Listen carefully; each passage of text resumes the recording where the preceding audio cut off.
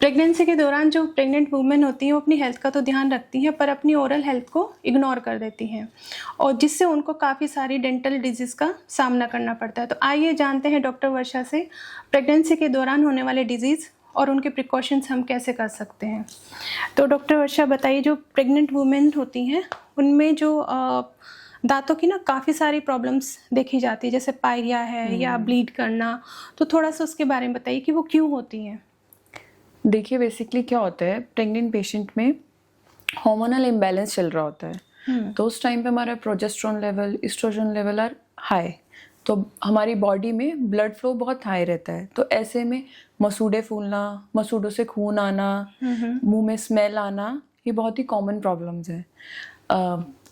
जब हम pregnant patients की बात करते हैं तो मुझे ख्याल आता है कि बहुत सारे पेशेंट्स आके मुझे कहते हैं कि मेरी मदर इन लॉ ने कहा ब्रशिंग मत करो मैम, मैंने इसलिए नहीं करी।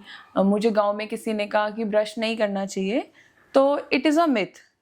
सफाई करने से कभी कोई चीज़ खराब नहीं होती और दांत तो कभी भी नहीं होते। हाँ, ऐसे बोलते हैं जैसे कि जो एल्डरली पुरानी जो लेडीज है वो बोलती है कि अगर आप ब्रश करोगे तो आपके दांत ढीले हो जाएंगे।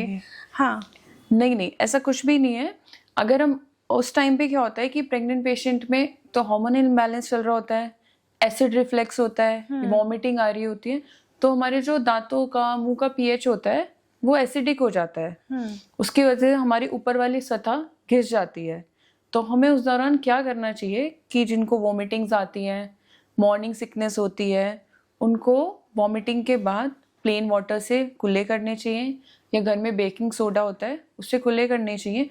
उसके आधे घंटे बाद जब हमारा मुंह का पीएच नॉर्मल हो जाता है फिर हमें ब्रश करना चाहिए।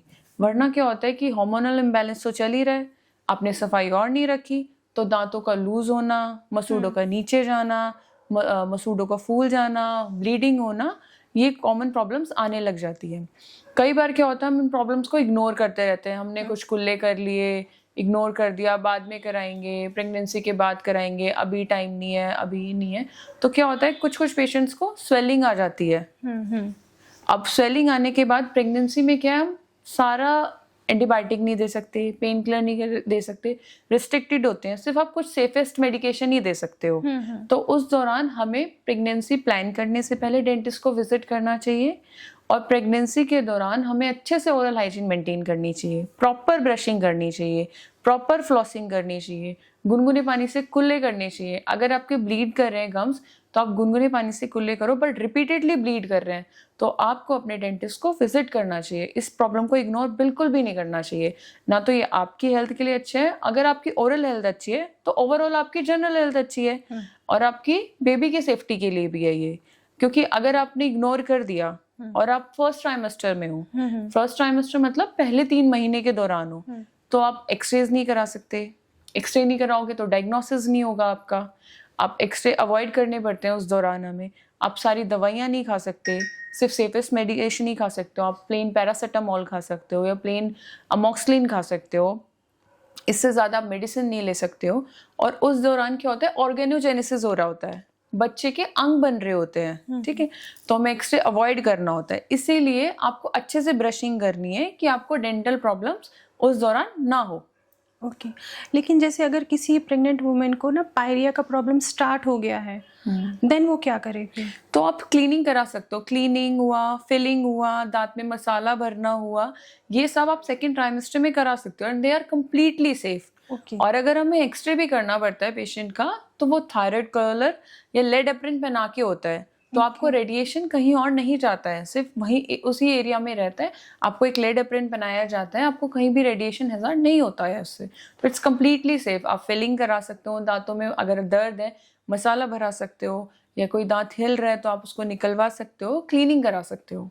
ओके, जैसे आपने अभी बात की कि ये हार्मोनल इम्बैलेंस की वजह से होता है, तो जैसे फीमेल्स में मोस्टली कुछ जो पर्टिकुलर कुछ एजेस होती हैं कि उनको हार्मोनल इम्बैलेंस होता ही होता है। जैसे कि अगर हम बात करें कि जैसे प्रीमेनोपॉज का एक स्लैब होता है, प्यूबर्टी, हाँ, तो उसके बारे में बताइए थोड़ा सा कि अगर कोई वुमेन जो है प्रीमेनोपॉज में के उससे गुजर रही है तो वो अपने डेंटल का जो केयर है उसका मतलब उसके लिए क्या करें? हार्मोनल इम्बैलेंस हमारी ओरल हेल्थ को अफेक्ट करता है। देखा गया है मीनोपॉज पेशेंट्स में, प्रेग्नेंट पेशेंट्स में, at the time of puberty या थायराइड प्रॉब्लम्स में। इस टाइम पे हमें क्या करना चाहिए, अपनी ओरल हाइजीन को और भी बेटर करना चाहिए। आपको डेंटिस्ट को विजिट कराने चाहिए। कोई डिके तो नहीं है, अगर डिके है और आपने सही टाइम पे जाके उसको फिल करा लिया तो आपकी आरसीटी की नौबत नहीं आई, आपको पेनफुल ट्रीटमेंट से नहीं गुजरना पड़ेगा या पेन नहीं बर्दाश्त करना पड़ेगा। आपको क्लीनिंग की ज़रूरत है, उसी टाइम क्लीनिंग हो जाएगी, क्योंकि हार्मोनल इम्बैलेंस होने की वजह से हमारी बॉडी के अंदर आपका ब्लड फ्लो इंक्रीज डिक्रीज होता रहता है। तो जिसकी वजह से हमारे मसूड़े फूल जाते हैं, मसूड़े स्वेल करे जाते हैं, आपको पायरिया की प्रॉब्लम हो सकती है। पायरिया की प्रॉब्लम हो गई, वो इंक्रीज हो गई तो दांत आगे जाके हिलने लगेंगे, हिलने के बाद दांत गिर जाते हैं, फिर खाने की दिक्कत आती है, आप प्रॉपर खा नहीं पाते हो। आप प्रॉपर खा नहीं पाओगे तो आपकी ओवरऑल जनरल हेल्थ भी उससे अफेक्ट करती है। तो उस दौरान हमें अपनी ओरल हाइजीन मेंटेन करनी है और अपने डेंटिस्ट को भी विजिट करना है। ओके जैसे मैं अभी बात कर रही थी कि प्री मीनोपॉज के जो केसेस हैं उनमें ना कई बार देखा जाता है कि जो टीथ हैं वो थोड़ा सा ना गैप दिखने लगता है ऊपर के टीथ में या नीचे के टीथ में। वो किस वजह से होता है?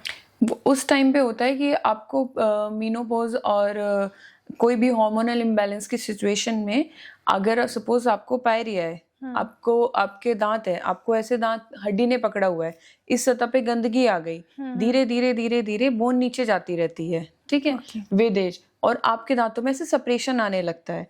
अब गंदगी बीच में बढ़ने लग गई तो दांतों में आपको गैपिंग करेगा, फिजियोलॉजिकल गैपिंग कहते हैं, फिजियोलॉजिकल स्पेसिंग कहते हैं इस दांत को। एक तो हो गया आपको गंदगी की वजह से, और दूसरा आपके दांत ऐसे डाइवर्ट। आपने देखा होगा कुछ पेशेंट्स होते हैं कि पहले मेरे दांतों में बिल्कुल भी गैप नहीं था, दांतों में थोड़ा स्पेसिंग आने लग गया। वो बेसिकली वो पायरिया की वजह से होता है। एक बार आपकी गंदगी जमना शुरू हो गई, गंदगी ने वहां जगह बना ली तो आपके दांत लूज हो गए। अब कोई चीज लूज होगी तो वो ऐसे ऐसे स्पेस क्रिएट करने लग देगी। अगर आपका दांत इंटैक्ट है, मतलब आपका गम हेल्थ बहुत अच्छा है, आपका दांत बिल्कुल भी मूव नहीं कर रहा, तो स्पेसिंग आ ही नहीं सकती उस जगह पर। बट आपको वहां पे गंदगी इकट्ठा होने शुरू हो गया। अगर दो टूथ के बीच में गंदगी, बेसिकली गंदगी भी हमारे लोअर जो नीचे वाले दांत है इनके अंदर होती है, क्योंकि हम बाहर से तो फटाफट से सफाई कर लेते हैं, बट जो अंदर वाली सतह है वहां पर एक मोटा पत्थर की तरह लेयर जम जाती है और वो धीरे धीरे धीरे हमारी हड्डी को नीचे करती है, दांत हिलना शुरू होते हैं, दांतों में स्पेसिंग आना शुरू हो जाता है। डॉक्टर वर्षा, जैसे हम बात कर रहे हैं डेंटल केयर की, तो इसमें जो टंग का क्लीनिंग का कितना रोल है?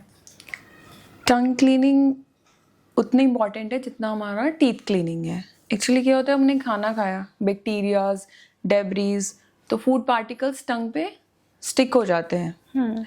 तो अगर आप टंग क्लीन करते हैं तो आपका कंप्लीट 100% ओरल क्लीनिंग होता है। आपने टीथ भी क्लीन किए, आपने टंग भी क्लीन करी। टंग क्लीनिंग के बेनिफिट्स होते हैं, एक तो कंप्लीटली आप 100% ओरल क्लीनिंग हो जाती है, वो इम्प्रूव करता है आपका टेस्ट सेंसेशन। आपके टेस्ट बर्ड्स हैं बट उस पर कोटिंग इतना हो गया तो आपको टेस्ट सेंसेशन भी लो हो जाता है। और दूसरा क्या है, आपका बैक्टीरिया जितना भी पार्टिकल्स है, डेब्रीज है, वो सब रिमूव होता है। तो tongue cleaning is same important as the teeth cleaning. Okay अच्छा, ऐसे बोला जाता है कि जो प्रेग्नेंट वुमेन होती है, जो उनमें कैविटी का साइज होता है ना, आमतौर जो पेशेंट होते हैं और उनसे ज़्यादा बड़ा होता है, ऐसा इसका कोई रीज़न है? Size depends on ignorance. Pregnant patient क्या है कि पेन को इग्नोर कर दिया, दांत में कीड़ा लगा हुआ है, अभी नहीं, प्रेगनेंसी एक बार ओवर हो जाए उसके बाद करते हैं। तो वो बैक्टीरियल ग्रोथ तो चलता रहता है, जहाँ पे खाना फंसा, जहाँ पे कीड़ा लग गया, वो तो आपका मल्टीप्लाई होता रहता है बैक्टीरियल। तो इसलिए जब वो बर्दाश्त के बाहर हो जाता है, जब उसे दिखाने जाते हैं तब हमें पता चलता है इतना बड़ा गड्ढा हो गया, इतना ज्यादा इन्फेक्शन हो गया, इतना बड़ा गड्ढा हो गया, मुझे तो पता ही नहीं चला, इतना ज्यादा पेन हो गया। वो तब हमें वो बड़ा साइज लगता है। होता वो शुरू फर्स्ट लेयर से ही है, होता वो एक डॉट से ही है, बट हमारी इग्नोरेंस उसे एक बहुत बड़ा गड्ढा बना देती है। ओके जैसे ना क्या होता है, प्रेग्नेंट वुमेन में ना एक वॉमिटिंग होती है बार बार, तो क्या उसकी वजह से भी टीथ पर कोई असर होता है? बिल्कुल होता है। प्रेग्नेंट पेशेंट्स में एसिड रिफ्लेक्स के बहुत ज़्यादा चांसेस होते हैं, रिपीटेटिव वॉमिटिंग्स आती हैं। तो वॉमिटिंग आने से या फिर एसिड रिफ्लेक्स होने से हमारा जो फर्स्ट लेयर है दांत का इनेमल, उसको एब्रेड कर देता है वो। तो ऐसे में क्या करना चाहिए, आपको वॉमिटिंग के बाद प्लेन वाटर से रिंस करना चाहिए, या घर में बेकिंग सोडा है आपको उससे रिंस करना चाहिए। जब उसके बाद आपका मुंह का पीएच थोड़ा लो हो जाता है, उसके बाद आपको ब्रशिंग करनी चाहिए, क्योंकि अगर एसिड रिफ्लेक्स होता है, वॉमिटिंग होता है, तो एसिड ब्रेकडाउन की वजह से हमारे दांतों का इनेमल निकलना शुरू हो जाता है। वो सतह जो हमारे दांत को बचा के रख रही है वो निकलनी शुरू हो जाती है। तो उसके बाद दांत में कैविटी लगना, दांत में ठंडा गर्म लगना, ये सब प्रॉब्लम्स इनिशिएट होना शुरू हो जाती हैं। जैसे आपने कहा कि गुनगुने पानी से बार नमक डाल के हाँ, कुल्ले नमक कर डाल कुल्ले सकते हैं। करें, तो क्या वो हर जो वॉमिटिंग का जो एपिसोड है हर एपिसोड के बाद कर सकते हैं या दिन में कुछ उसका जब भी आपको वॉमिटिंग एपिसोड हो रहा है उसके बाद आपको प्लेन वाटर से कुल्ला करना ही करना है। ओके। आपको उसके बेकिंग सोडा से कुल्ला कर लो पानी में डाल के, उसके 30 मिनट्स बाद आपको ब्रश करना है पेस्ट से। ओके। अब बात चल रही है प्रेग्नेंट पेशेंट की, तो मैं आपको एक केस बताती हूँ। एक पेशेंट थे, वो मेरे पास 8 मंथ में आते हैं और इतना सारा स्वेलिंग है, उन्होंने 1 हफ्ते से खाना नहीं खाया, इनफैक्ट वो अब पानी भी नहीं पी पा रही हैं। वो सिचुएशन में आती हैं। तो जब मैंने उनसे पूछा कि ये कब से है, तो उन्होंने बताया 15-20 दिन से उसको बहुत ज़्यादा स्वेलिंग थी। वो खाना नहीं खा पा रही है, पानी नहीं पी पा रही है। फिर हमने उनका एक्सरे लिया तो मुझे पता चला दांत में कीड़ा लगा था, नीचे पस था। फिर हमने उसको इंसिजन देके उसका प्रोसीजर किया।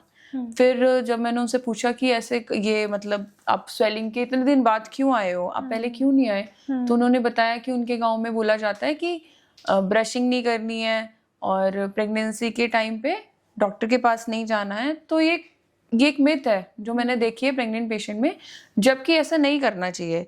आप इतना रिस्क में आ जाते हो, आप इतना पेन में आ जाते हो, आप इतनी स्वेलिंग में आ जाते हो, फिर भी आपको ऑपरेट कराना पड़ता है। अगर आप फर्स्ट डे से ही ब्रशिंग मेंटेन करोगे, या फिर आपको जब थोड़ी सी कैविटी थी आपने उसको तभी फिल करा लिया होता, तो इतना ज़्यादा पस फॉर्मेशन नहीं होगा, आपको इंसिजन नहीं लगवाना पड़ेगा, आपको रिपीटेडली मेडिसिन नहीं खानी पड़ेगी।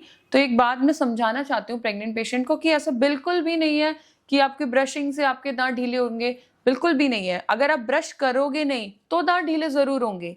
आपने ब्रश नहीं किया, आपके ऊपर वाली सतह पे गंदगी है, दांत का हड्डी नीचे जाने लगेगा, दांत अपनी जगह से हिलने लगेगा। बट अगर हम उसको ब्रश करेंगे तो हमारे दांतों पे जो सतह बनती है गंदगी की वो बनेगी ही नहीं, तो हमारा दांत हेल्दी रहेगा, हम हेल्दी रहेंगे, और हम हेल्दी रहेंगे तो बेबी भी हेल्दी रहेगा। ओके। जैसे अगर मदर को ये डेंटल कोई इशू है ड्यूरिंग हर प्रेगनेंसी, तो क्या उसके बेबी पर भी कोई असर होता है या किसी और बॉडी पार्ट पर कोई असर होता है? अगर किसी प्रेग्नेंट पेशेंट को डेंटल इशू है तो उस केस में पायरिया देखा जाए तो पायरिया लोग इग्नोर करते हैं, बट कई बार ये कार्डियोवैस्कुलर रिस्क भी बढ़ा देता है, दिल की बीमारी तक भी पहुंच जाता है। जिन लोगों को पायरिया रहता है, मुंह में बहुत ज़्यादा गंदगी है, पत्थर की तरह जम जाते हैं, तो कई बार देखा गया है कुछ केसेस में हार्ट ब्लॉकेज भी हो जाता है। तो पायरिया इंक्रीज कर देता है कार्डियोवैस्कुलर रिस्क। इसलिए मैं सजेस्ट करूंगी कि जब भी आपको ऐसा लगता है कि आपके मुंह में गंदगी है, नहीं भी हो तो भी आपको हर 6 महीने बाद एक प्रोफेशनल स्केलिंग करानी ही करानी चाहिए, एक प्रोफेशनल क्लीनिंग करानी चाहिए दांतों की। हमें नहीं पता होता, हमने बाहर से देखा दांत साफ है, बट अंदर वाली सतह पे इतनी गंदगी होती है तो उसकी वजह से हम दांत तो खोते हैं, पर कई केसेस में देखा गया है पेशेंट जान भी खो देते हैं। तो मेरे हिसाब से आपको क्लीनिंग से कभी भी कोई चीज़ खराब नहीं होती है, बेटर ही होती है। और ओरल हेल्थ जिसका अच्छा है उसका ओवरऑल जनरल हेल्थ भी बेटर ही है।